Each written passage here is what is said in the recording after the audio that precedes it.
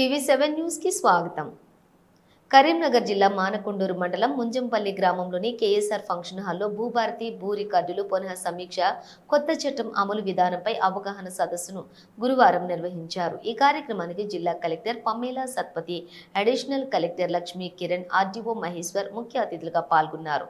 ఈ సందర్భంగా జిల్లా కలెక్టర్ పమేలా సత్పతి మాట్లాడుతూ భూ వ్యవస్థలో పారదర్శకత తీసుకురావటం, భూ వివాదాలను తగ్గించడం, రైతులకు భద్రత కల్పించడం ఈ కొత్త చట్టం ప్రధాన లక్ష్యమని, భూభారతి వెబ్సైట్ ఉపయోగం, భూమి హక్కులపై పూర్తి సమాచారం గురించి వివరంగా తెలిపారు। ధరణి పోర్టల్ వల్ల రైతులతో పాటు అధికారులు కూడా ఇబ్బందులు పడ్డారన్నారు। ఈ కార్యక్రమంలోని మానకొండూరు మార్కెట్ కమిటీ చైర్మన్ మర్రి ఓదెలు యాదవ్, మండల తహసీల్దార్ రాజేశ్వరి, ఎంపీడీఓ వరలక్ష్మి, డిప్యూటీ తహసీల్దార్ సమ్మయ్య, ఎంపీఓ కిరణ్, అధికారులు, రైతులు తదితరులు ఉన్నారు। ప్రతి ఒక్కరు కూడా అంతే విన్నారు, ప్లస్ రికార్డు కూడా చేసుకున్నారు ఫోన్లో।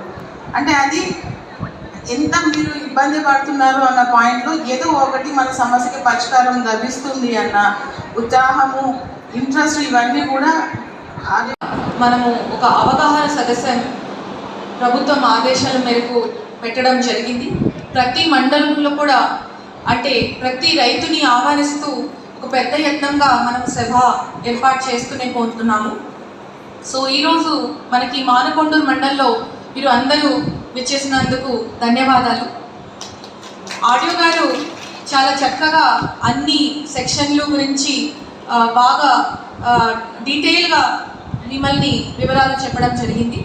సో ఆ జోలికి పోకుండా కొంత అంటే ఒక చట్టం ఏ విధంగా ఉండాలి, ఏ విధంగా దాని నుంచి రైతులకి లాభాలు కానీ నష్టాలు జరుగుతుంది, క్షుబ్దంగా దాని గురించి కొంత చెప్పాలని అనుకుంటున్నా। ఇంతకుముందు ఆర్ఓఆర్ గురించి చెప్పారు। ఆర్ఓఆర్కి ముందుగా ఉన్న బేస్ రికార్డ్స్ అంటారు, అంటే ఫండమెంటల్ రికార్డ్స్। సో ఆ రికార్డ్స్లో అప్పుడు ఏమైనా రాశారు, ఈ రోజు కూడా అది వర్తిస్తుంది అని అలాంటి రికార్డ్స్ గురించి అంటే అడంగల్ పహానీలు ఉండొచ్చు, చేసాల పహానీ, షేత్వార్, కాస్రా అన్ని గురించి ఆడియో గారు చక్కగా చెప్పడం జరిగింది। ఆ తర్వాత ఆర్ఓఆర్ చట్టం కింద మనము పహానీ రాసేటప్పుడు ఒక రైతు కబ్జాలో ఉంటే ఆ కబ్జాదారు కింద ఆయన పేరు, ఒక రైతు పట్టదారు కింద ఉంటే పట్టదారు కింద ఆయన పేరు, అది కాకుండా కూడా గతంలో మనకి శిస్తు అంటే భూమి వాటికి శిస్తు ఉండేది, జలాధారం ఏమి అనేది దాని గురించి గుర్తింపు ఉండేది। అలాంటితో పాటు ఏ రైతు అయినా బ్యాంక్ లోన్ కానీ, క్రాప్ లోన్ కానీ, మార్ట్గేజ్ కానీ తీసుకునే సందర్భం ఉంటే కూడా